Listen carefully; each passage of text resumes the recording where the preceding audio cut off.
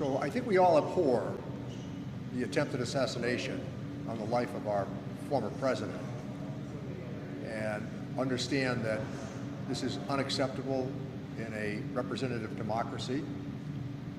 And at the same time also, I think, point out that the charged rhetoric that surrounds these campaigns now, it's gone on for a considerable period of time. It's not helpful. Now, some of you haven't covered me, but one of you has covered me for a long time. And you would know I've been pretty circumspect in the way I've chosen my words in public. Generally a measured or methodical approach to word choice, usually trying to ratchet down the rhetoric.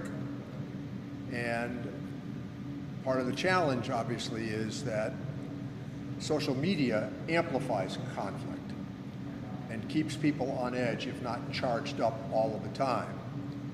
The other issue that is not limited to the right in America, that is the conspiracy theories that now engulf much of the political discussion and debate.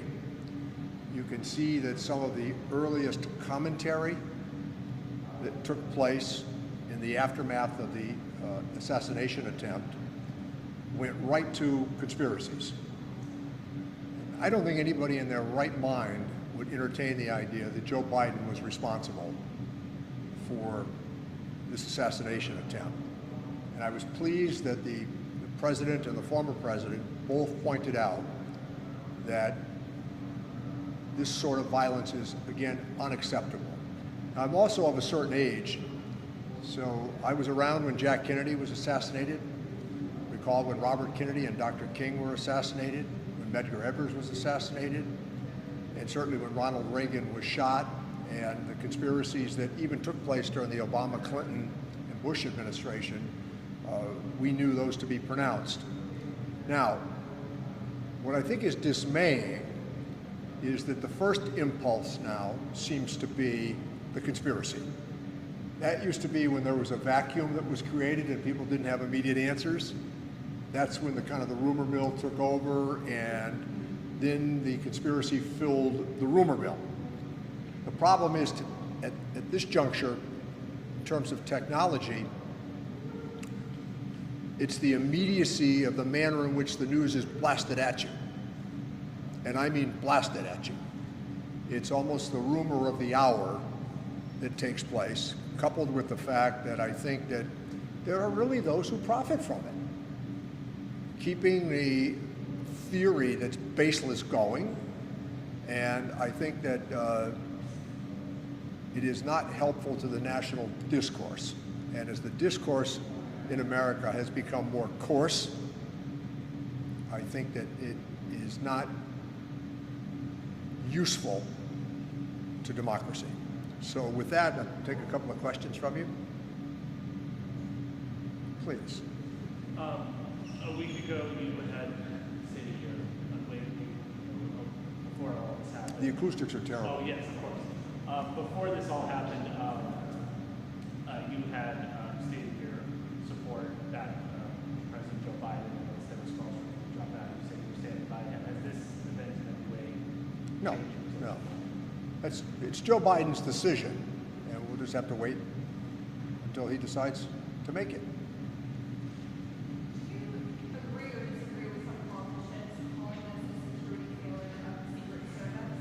I think the president has been correct in saying that there is going to be an independent investigation that will assess what really happened, and then the president has already stated he will release that documentation upon completion. I think that, again, is a very helpful step toward stability and addressing the conspiracy dimension to it.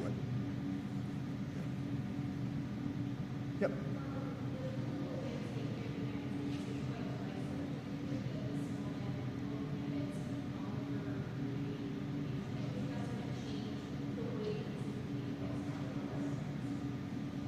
I'm not optimistic. I think the amplification of conflict in American public life now not only has a following, but it also in some quarters has an economic benefit. I think that the more charged statements oftentimes become those that are more rewarded. It's not unusual for candidates and for fundraising purposes to use charged statements to keep the public on edge. And I also think that there are commentators in America that benefit immensely from keeping people in a state of tension. So I'm not optimistic about it. I've seen some of the changes that have taken place. And part of the problem that we have is that for those of you who have done this for a period of time, often it's the candidate who offers the quote that is turbocharged that gets the attention. And I've always thought that one of my fantasies in life would be to have somebody go back to all the pundits and all the analysts and figure out how many of them were really right about what. Because most of them really aren't. And I would point to polling 2 years ago, 4 years ago, 6 years ago, that by and large was pretty off. But that doesn't stop anybody from, they have to fill this space. So I've avoided many of these shows over the years because I think that, again, it's less about informing people and it's more about entertaining them. And our job as the elected, it is not to entertain the American people. It is to inform them, and then they make the judgment on election day. Very good. Please. You just said that as an elected official, your job is not to entertain people. Would you say that the Republicans in the House have the same general idea, or do you think that going for the soundbite, going for the entertainment is a little more prevalent? I think you can ascribe some responsibility to both parties. I think that I'll give you a long dissertation on this, as mainstream media has shrunk. We've all seen it. We've seen what happened. And mainstream media was very fact-based. And now I think more of the challenge is more about speed than accuracy in the world in which we live. Most of the reporters that I dealt with in the earliest stages of my career, my time, they were really fact-based. And they were pretty smart about the follow-up question. They held it for you. They were ready. And I think that one of the problems we have now is that the soundbite takes over. And the soundbite is meant, again, oftentimes in a performative sense rather than in a meaningful sense. Where do you go? Pardon? Where do you go from here? I mean, again, the model that I've used over the years has been to refrain from the charged rhetoric, and I still like legacy media, mainstream media, because you get to talk to them. They actually do stories. I mean, I think that even here in the Valley, that part of that's quaint now. We used to have pretty good talk shows. We had really good reporters who asked pretty good questions. That's just harder given the business model today. Just plain harder. So I think that given the events over the weekend, it's a lesson for all of us about dialing back some of this rhetoric. And the other thing is that's happened, at one time your home was off limits to demonstrators. That's changed. That's changed. Please. Last time you were in the stage, we had very strong beliefs in the president's down in New Hampshire and Boston earlier this year. Looking to see, what do you make of the president's current polling? What should we be doing? Well, I mean, I think that the poll, as we remind ourselves, is but a snapshot of the moment. And I think that the evidence here, if you look back at the attempted assassination of President Reagan, that there's a bit of a bump in terms of polling, and then it settles back to where it was. And I think that's more likely in this case. There are so few people in American politics or in this election season who are undecided now. And they've likely been decided for months, if not years, about what they were going to do. So, you know, one of the things you do in a poll is that you'll say to somebody, for example, the polling firm, they will say, do you intend to vote in this election? And of course, what does everybody say? Oh yeah, I'll be there. And then the questions go along the lines of, did you vote in the last election? No, but I wanted to. Did you vote in the election before that? No, but I intended to. How about the election before that? Well, no, I had to go to the gym. The polling firm now knows what? You're not going to vote. So I think that right now, that it's just the quest now for a small slice of the electorate, the independent voter, and then we find out, which is public information, if they're really independents.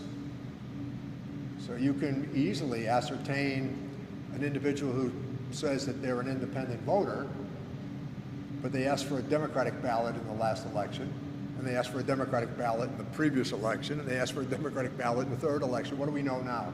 What do we now know? They're an independent who votes Democrat. Same thing with Republican voters. Same thing.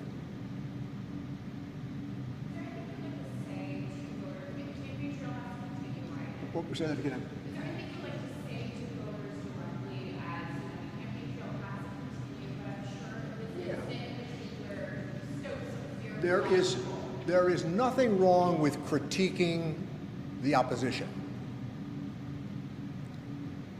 That doesn't mean it has to rise to the level of malicious conduct. And it doesn't mean that we have to suggest the worst possible motive of everybody. But at the same time, I think that in a campaign, you're pretty much fair game for things you've said and done. There's less emphasis now on, again, the system that I grew up in, where you said you were going to do certain things, you got them accomplished, and then you were rewarded on election day. I think now rhetoric tends to be more rewarded. And again, charged rhetoric tends to be more rewarded. I'm frequently amazed at some of the things that people say on the cable outlets. It's not even relevant to some of the things that we take up. But there is, because I think of the way media has changed so dramatically since the invention of the internet, where everything is instant. And then a week later we say, well, how could I have even believed that?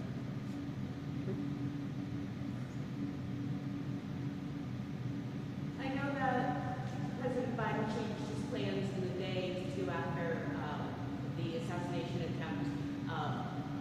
Is there an uptick in security around the president? Have you spoken to the president? I'm sure there would be. Yeah, that would be automatic. Is it going to curb his campaigning ability? No, I don't think so. I think that there will be a respectful period of time here for the week. It's not as though he's going to get a lot of attention this week.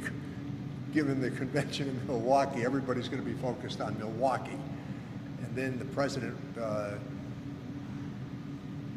I actually thought it was a good idea to go to Texas, to go to the LBJ library, because he's been pointing out that many of the accomplishments that we've had, perhaps with the exception of Lyndon Johnson,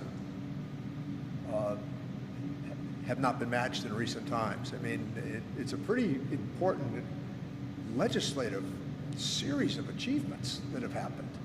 And you go right down the Inflation Reduction Act, you go through the infrastructure bill, you go to the CHIPS Act, you go to the Butch-Lewis Act. What we've done is astounding. It doesn't receive the attention that it once would have received in my career. Because again, if you're not fostering conflict 24 hours a day, you don't get the same amount of attention. What do you say to people who say the Democratic Party has a problem chalking up their accomplishments? I think there's some accuracy to that. But part of the problem is that if you're spending your time chasing conspiracies, it's hard to remind people of your accomplishments. And it's some of this at one time, it was just kind of filled in by rumor. Now, it's 24 hours of rumor. So I think that there's more speculation, and as you know, many of you who have covered me over the years, I've stayed away from what-if questions. You can't get me to bite despite your best efforts, because I think the what-if questions lead to more of the conspiracy tendencies. Yeah, please. Congressman, you mentioned Bill Lockheed. Not to hit a movie target or anything, but we're the senator. Fair enough. Well, either way, Ohio Senator J.D. Vance appears to have been selected as vice presidential candidate for President Trump. Any thoughts on that? Do I what? It just happened. Do you have any thoughts on this prospect? Well, I don't know specifically. I haven't heard that, but I do know that I read his book, and his book is far removed from what he would be saying right now. I mean, like, how about a continent away? I read the book, and the book, as you know, was very critical. And now he seems to subscribe to all of the things that he abhorred just a few years ago when he was writing a bestseller. Yep. Do you see any, I know you've worked a lot on the peace process in Ireland, with that conflict there, that's obviously a situation we've got a lot of political violence. Do you see any parallels, what happened there, what's happening there? I mean, I think that the example that you use is a good one, but it also means that when people come to the conclusion that enough pain has been inflicted, then they're prepared to make an accommodation. And a peaceful resolution to the oldest standing political conflict in the history of the world came about because of a number of men and women of goodwill who said, enough is enough. And I think that it now stands as a model for the world to witness. Hardly is it perfect, but not to miss the point. Anybody who's seen it or participated or been there, I mean, 30,000 British soldiers, gone. Policing entirely reformed. The border that divided the two parts of the island, gone. And I think that there is the Good Friday Agreement presents the opportunity for a referendum question to determine the eventuality of a united Ireland. But that was done, by the way, in the end. It wasn't done at the end of a rifle. It was done in a series of negotiations where the successive, since you raised the question, everybody had to give up something to get to the Good Friday Agreement. And that's the reason it worked. And the hardest thing to do, since you mentioned it, one of the hardest things to do in public life is to tell your most devoted supporters that you disagree with them. And that's another reason that the Good Friday Agreement worked. Please.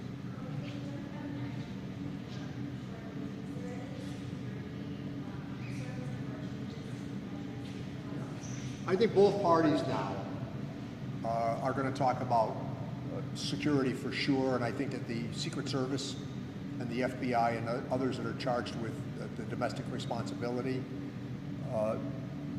they're going to have a chance to do this assessment. And I also think that the presidential candidates are going to have heightened security measures. I tend to think that that ought to be extended to Robert Kennedy as well. I certainly don't agree with him, and I certainly am not going to vote for him. But I think he's been high profile enough that he should receive Secret Service protection now too. Thank you. Speaking of the convention coming up and given everything that happened before the assassination attempt, what are your thoughts on something that The conventions are meant to go smoothly, and they're all about primetime appearance. I mean, if on Thursday night, you can bet your life that at the ascribed hour, the former president, nominee of the Republican Party, he will mount the stage to a national audience, and all of that would have been carefully scripted and rehearsed. And I was a delegate at the last convention when there was actually a battle, 1980. I was a delegate for Teddy Kennedy, which we took on Jimmy Carter and President Carter at the time. That was the last time there was any bit of a doubt going in, and even then there wasn't really a doubt. So once we went to the direct primaries and moved a lot of the regulars to the sidelines, it became much harder to challenge the incumbent nominee. Yep. Okay. Well, thank you all very much.